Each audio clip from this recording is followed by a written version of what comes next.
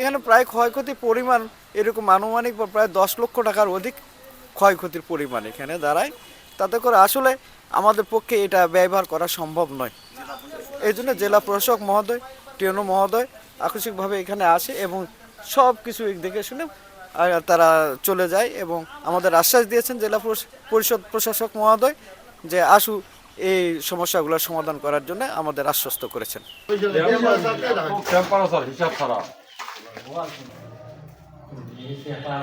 আমি এটা জানতে পারি বেলা 9টা, সকাল 9টায় জানতে পারি যে আগুন লাগিছে।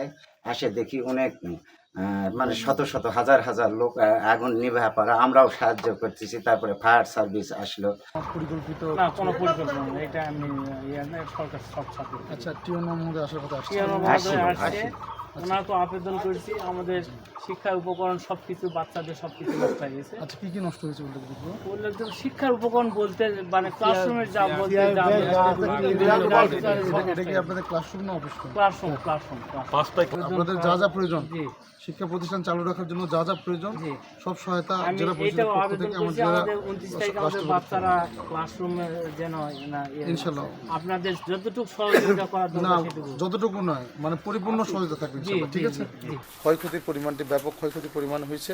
এই ক্ষয়ক্ষতি কীভাবে নির্মূল করা যায়, কীভাবে সমাধান করা যায়, আমি খুব দ্রুত প্রশাসনের সঙ্গে বসে আমাদের সরকারের পক্ষ থেকে খুব দ্রুত এই শিক্ষার মানটা যেন ফিরে আসতে পারে, আমাদের সন্তানেরা যেন স্কুলে এসে আগামী 29 তারিখ থেকে ক্লাস শুরু হবে। ঠিক আছে।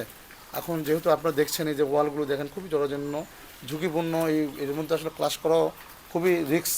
এটি কীভাবে সমাধান করা যায় এটি আলোচনা করে সমাধান করে দ্রুত আমাদের সরকারের পক্ষ থেকে এবং আমাদের দুর্যোগ ত্রাণ মন্ত্রণালয় যেটি আছে আমাদের এবং আমাদের স্থানীয় যিনি আছেন টিওনো ডিসি মহোদয় সহ আমি জেলা পরিষদের প্রশাসকের দায়িত্বে আছি। আপনারা জানেন আমার জেলা পরিষদ থেকে সার্বিক সহযোগিতা করে শিক্ষার মানটা ফিরে আনার জন্য যা প্রয়োজন আমি সেটা করবো ইনশাআল্লাহ।